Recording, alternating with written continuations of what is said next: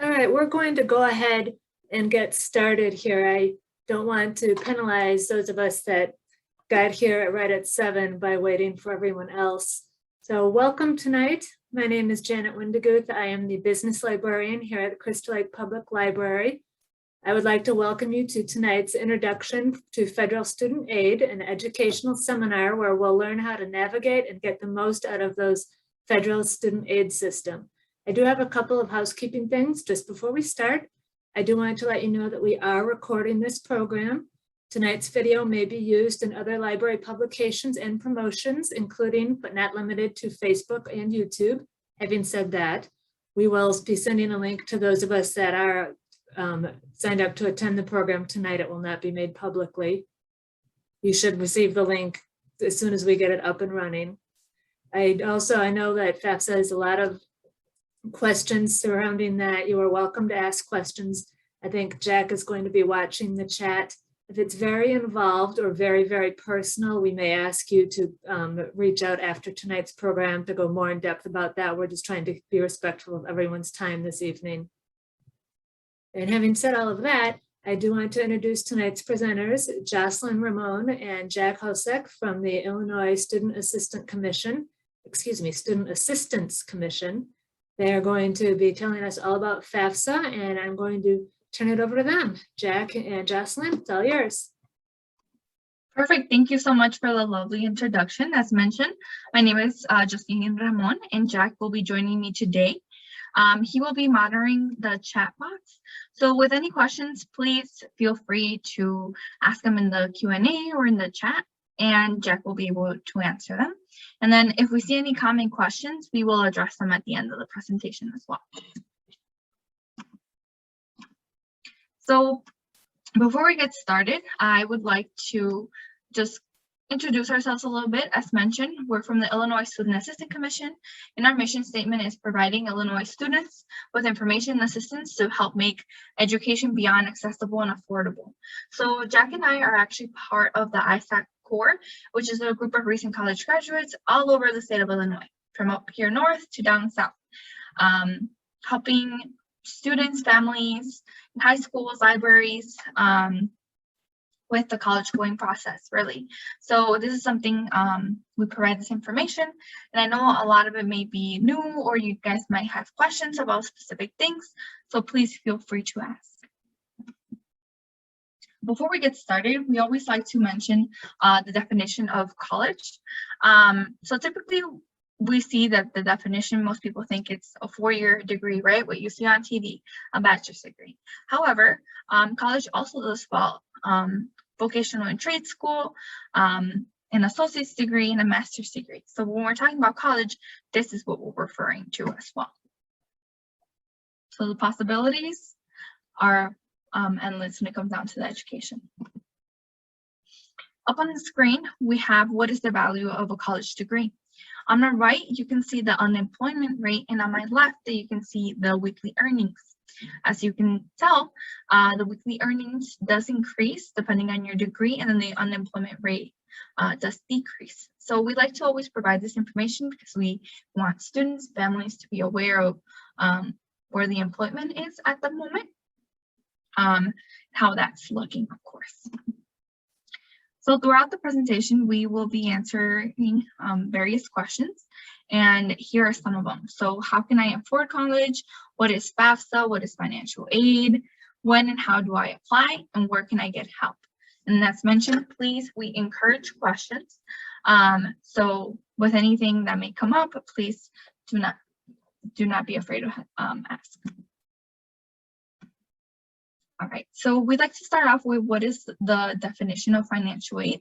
Financial aid is money borrowed, given, or earned that you can use to pay towards your education, right? And this can come in different ways. And financial aid essentially makes college affordable for you. And it's intended to make up the difference to what family can pay and with what family can pay and can't pay. So that's where financial aid tries to fill in the gap. So if you think you can't afford college, it's good to know of your options out there and the aid available. So here we have the different types of financial aid, right? So they're in two categories. We have gift aid and self-help aid. Gift aid, we have grants and scholarships. Grants is money earned based on your family's economic needs. So just based on your economic need, that's how those are obtained.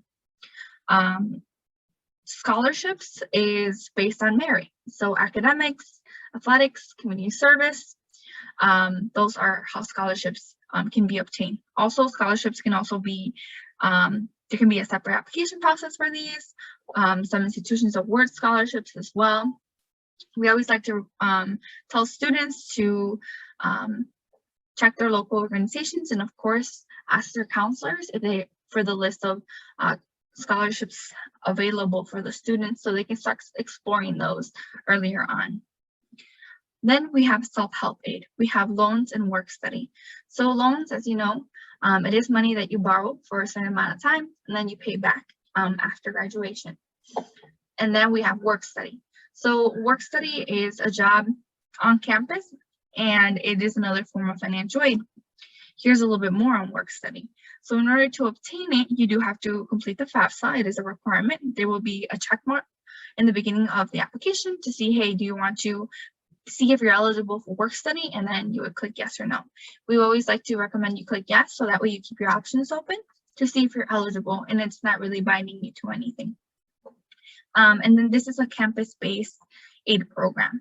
So funding may be limited and only to those participants and how it may be available as well. And just like any other job, you have to apply for it, right? Send your applications, possibly interview, and then go from there. And then the wages are typically minimum wage depending on the town. When I did work study as an undergrad, my wage was $9.25. I got a check just like any other job, right? Every 2 weeks. And the funding, I decided what I did with those funding. So the student decides whether they want to pay towards their education or if they want to use it towards their personal expenses as well. And it's in the word work study, the student does have to work for these funds, of course. Some of the pluses of work study is this supervisors or coordinators know that they're students first, right? So they're very flexible with their hours. And if a student needs to prioritize their schooling, typically the employers are flexible with that. When I was an undergrad, I worked in the Office of Admissions, and my supervisor, she was always asking us, hey, is your schoolwork done? Are you sure? Do you need time? So I personally had a great experience with work study. So these are some of the pluses, of course. All right. Just like with anything, it's important to know where the money is coming from, right? So here are some of the most common sources of financial aid. The federal government, state government, of course, the college and institution will be awarding some aid, and then some outside and private sources, so like community-based or bigger organizations. All right, so when we're talking about the government, here are the two sources that the money would be coming from. So ISAC, which is the agency that Jack and myself work for, the Illinois Student Assistance Commission, they're the agency that administers state scholarships, grants, prepaid tuition. So they're the ones that take care of the money for the state of Illinois, right?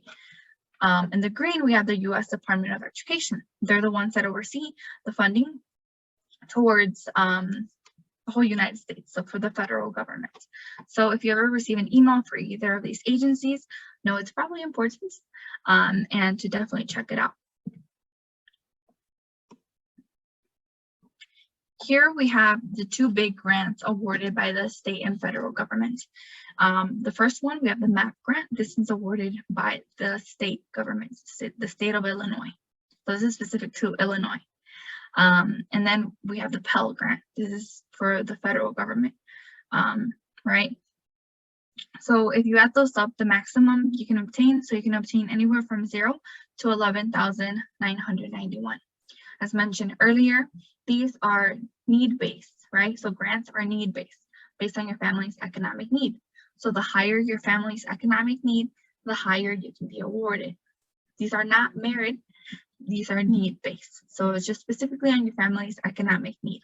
And in order to obtain these, you do have to fill out the Fafsa, which we'll get to and talk in detail later on.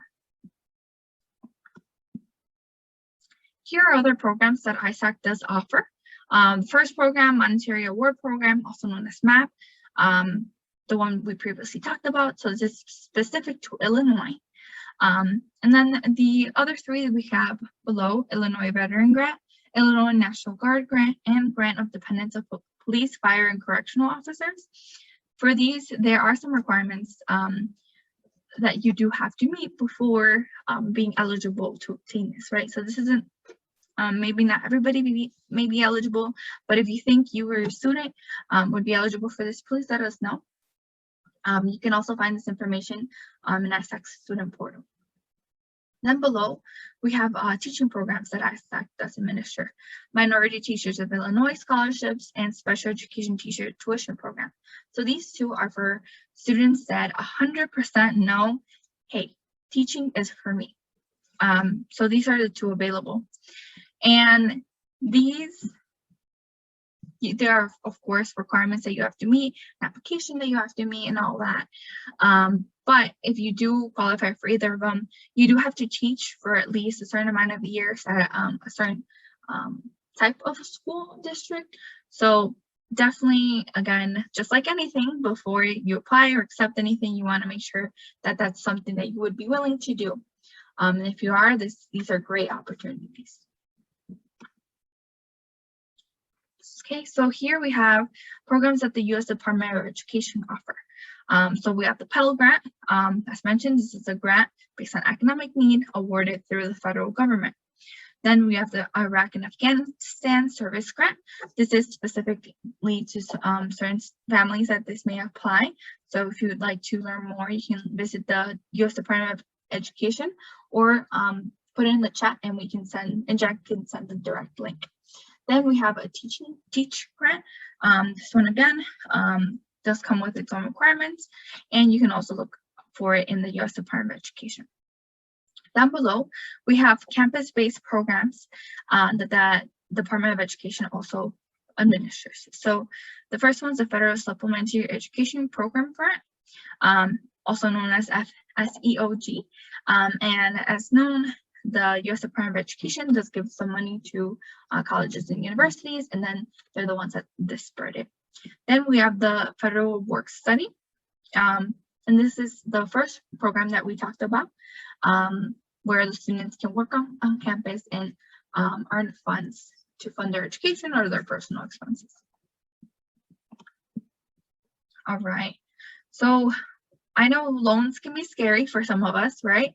If not all of us, but if you do consider loans, these are something that you definitely want to check out.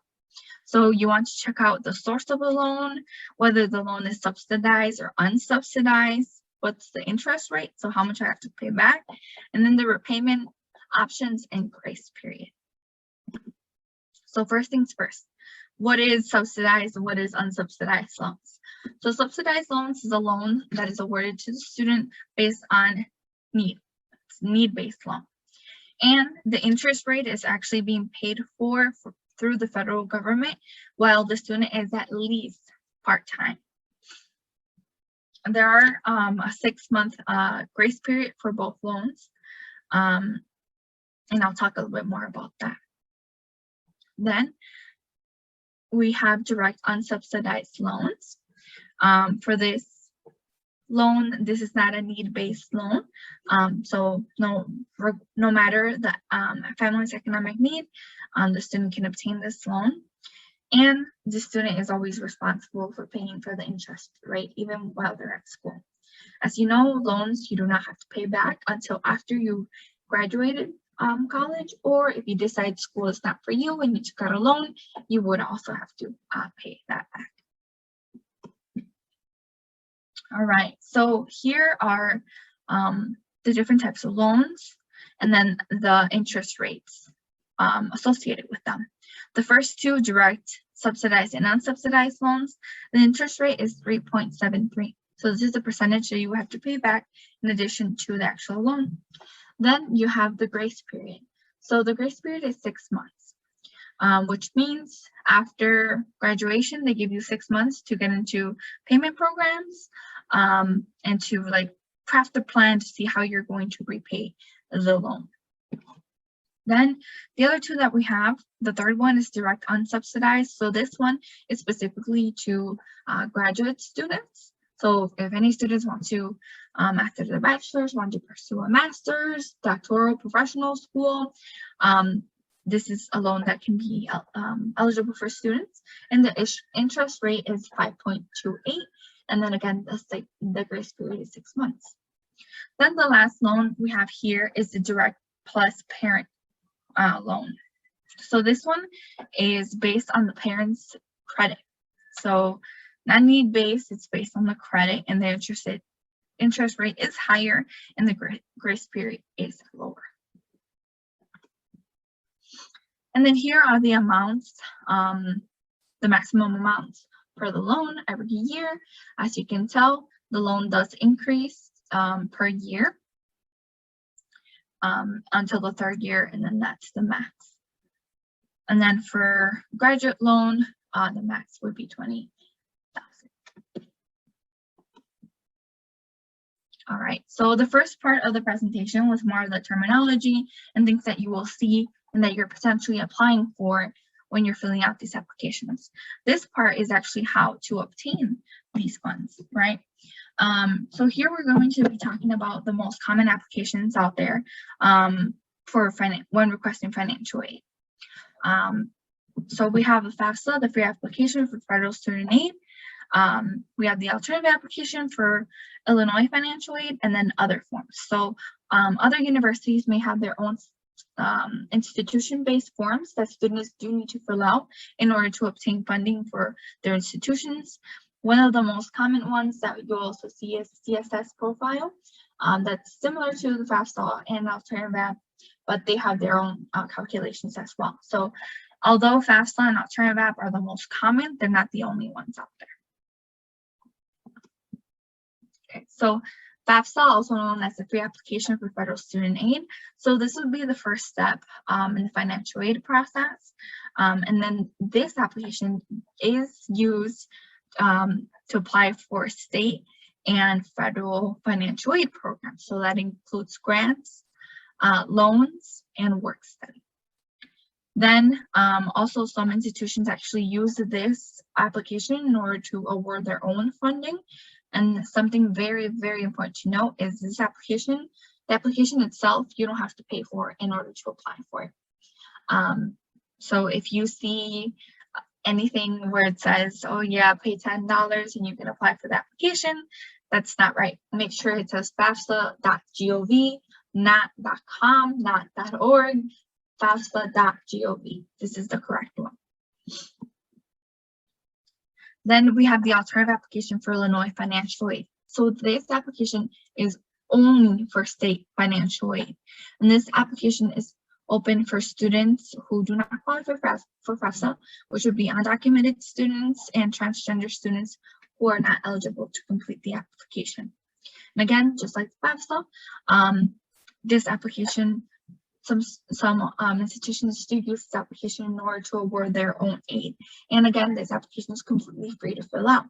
Something very, very, very important to know is you only fill out one application, not both, not either or, fill out one.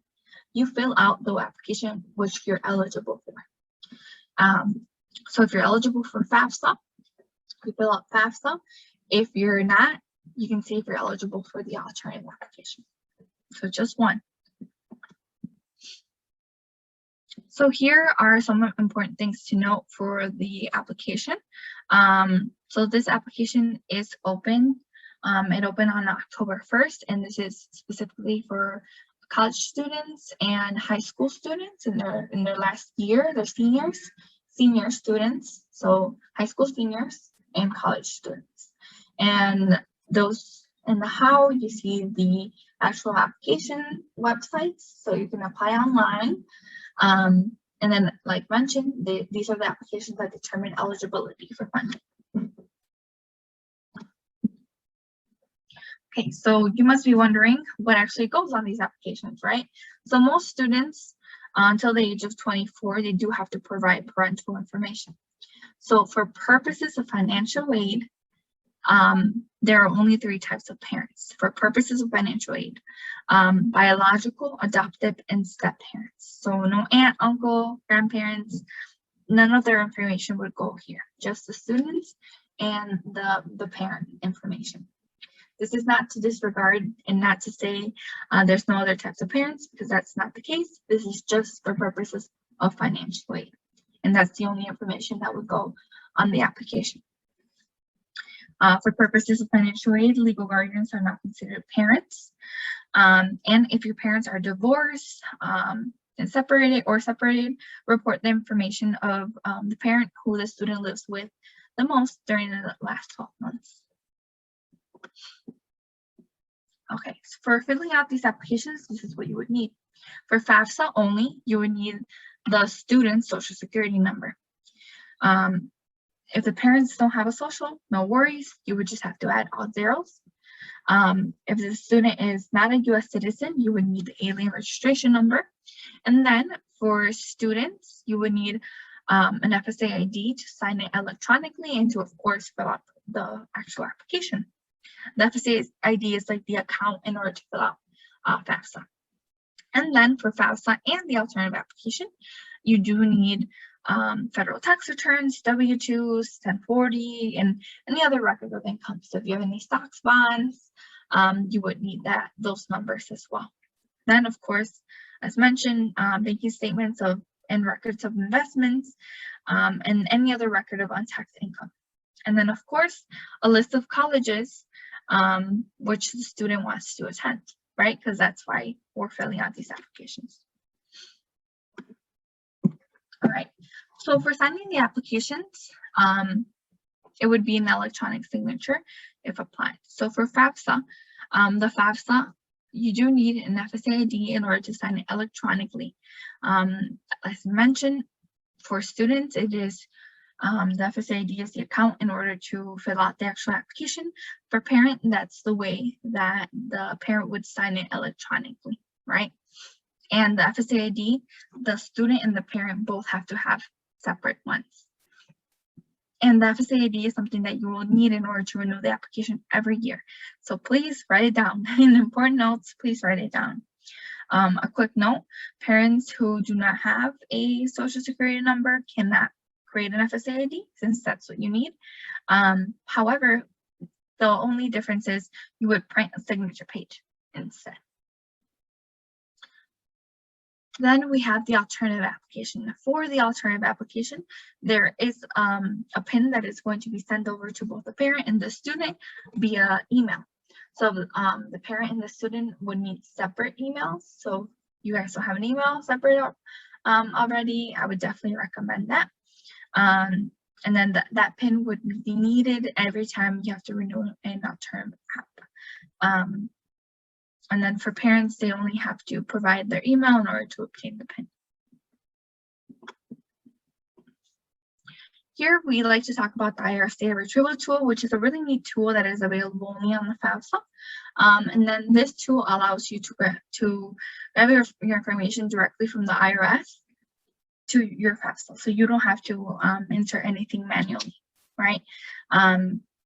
However, if parents do not have a social security number, or if parents filed married, finally jointly, but that's no longer their status, this tool can only grab one set of tax returns, so they would not be eligible. So if you can use it, definitely use it, because it reduces your chances of verification. But if for some reason you cannot, don't worry, you can always enter it manually, and us as core members can always help you fill it out. Okay, so what these applications do is they calculate this number called an expected family contribution, right? So what this is the amount a student family can be expected to contribute towards their education every year. And the reason why it matters is because this is what is used in order to determine the student's eligibility for federal and state aid programs. Okay, another thing to note with these applications is the verification process. So the verification process is actually a very common process that schools use in order to make sure that the information put on the FAFSA or the alternative app is accurate, right? So if you're selected for verification, please do not panic. It is very, very common. I think I was selected every year. It just means you have to submit additional documentations, and the documentation may vary depending on your situation. Some examples would be turning in a copy of your W-2 or your tax return, or maybe sending in a list of members in your household. As mentioned, it just depends depending on your situation. So don't be alarmed, and only provide the documents that they request, right? Don't provide anything more, do not provide anything less, just what they ask for. And of course, be sure to submit everything on time. Okay, so we like to put this up to just talk a little bit more how the cost of attendance is calculated at a university, right? So these are some of the things that are included in the cost of attendance. So when you see that price, that's sticker price in a college or university's website, this is how they're getting the numbers, right? So they're getting it from their tuition and fees, possibly room and board, transportation, if it applies, books and supplies, and miscellaneous fees. Some expenses are direct expenses, which you can't change. For example, tuition and fees, that really doesn't fluctuate, right? The price is what it is. However, room and board, transportation, that can vary, right? Books, that can also vary. Like if you use used books instead of new books, that can save you a lot of money, right? So this is where they're getting those prices from. So the way that financial need is determined is to take the cost of attendance minus the expected family contribution, and that's what the financial aid need is. So here up on the screen, we have 3 examples of different colleges, right? We'll say that college A is a local community college. We'll say college B is a state school. And college C is a private university, right? So as you can see, the cost of attendance per university does vary on the type. And then the EFC, so the expected family contribution, like what the family can contribute to the student's education, doesn't change because that's only what the family can provide. So the financial need does vary from school to school. So this is where financial aid kicks in, right? So the grants, scholarships, work study, loans, this is where we can use those fundings to reduce the cost, right? I went to a private institution and I promise you I do not have $35,000 to pay a year. So financial aid definitely helped out. Any scholarships, if students haven't applied to any scholarships or started looking into it, definitely would recommend because it can reduce the cost tremendously. Right, and then the way that you know the amounts that you are eligible per state and federal funding and per institution, like how much they're able to award the student, is by a financial aid offer. So these offers are usually distributed around February and March, and these packets will be coming from the universities that the student applied and got accepted to in around February or March. As we know, some of these offers may be a little confusing to read. So ISAC actually made a worksheet where you can compare these offers side by side and just make sure that you're understanding the full package completely, right?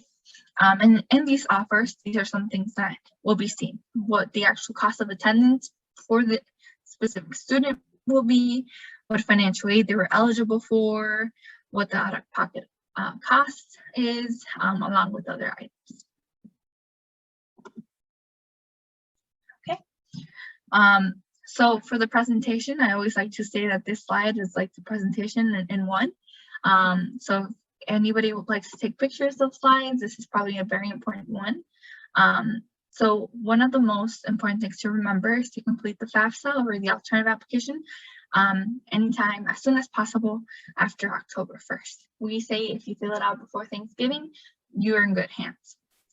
The information reported on the FAFSA is, of course, confidential, and only usage determines the student's financial aid eligibility. So if you're worried about confidentiality, just want to let you know it's just for financial aid purposes. And then if you're selected for verification, you may be asked to provide additional documentations in order to get that process going. Of course, you want to keep track of deadlines, submit everything on time. And for these applications, you do have to apply every year in order to receive aid for the upcoming school year. And again, this is the financial aid process in one slide. Ta-da! Of course, completing the applications, reviewing the data, complete the verification process, receive and review the financial aid offers. What exactly is entailed in this? And then, of course, respond to the universities, colleges and universities, let them know, hey, I'm attending your school, or hey, I'm not attending your school. And then complete all the pending processes, anything else that you need to provide to the university, and renew these applications every year. Here we like to share some neat tools that you can see in the ISAC student portal. Here, oh my goodness, this is a wealth of information, ISAC student portal. You can find a lot. One of my favorites is College Greenlight, which is now known as KPAX. Here you can explore colleges and universities, and you can also explore different scholarship opportunities out there. So ISAC student portal, if you have not explored it already, definitely recommend. Then here are the trusted websites, the websites that we talked about during the presentation.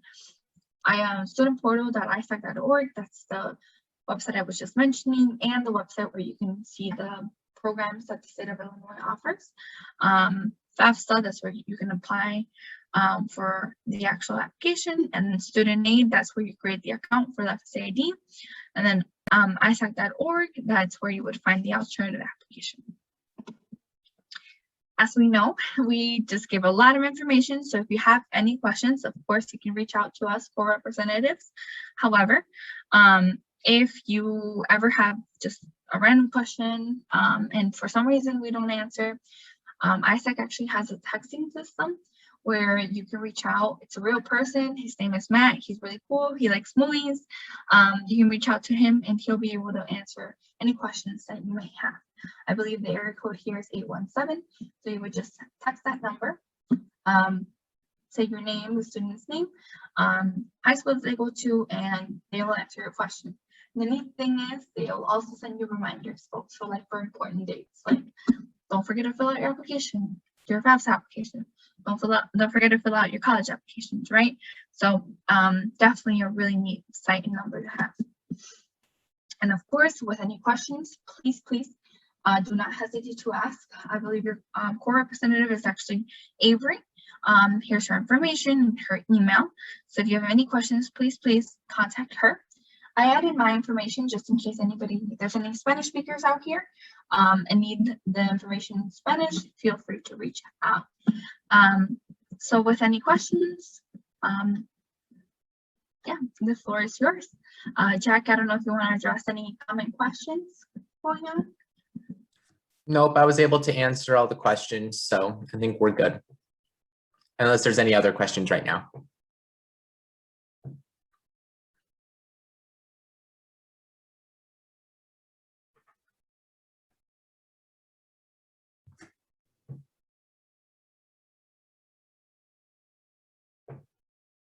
Well, I'm just going to say that was a whirlwind, and I am so impressed. Thank you both for coming out tonight, especially at such short notice. No problem. All right. Unless anybody's got anything else, this might stand for the shortest program that we've ever had here. All right, I think we're good. Thank you all so very much, and the recording will be along promptly. Bye, everybody. Thank you for having us. Thank you for having us.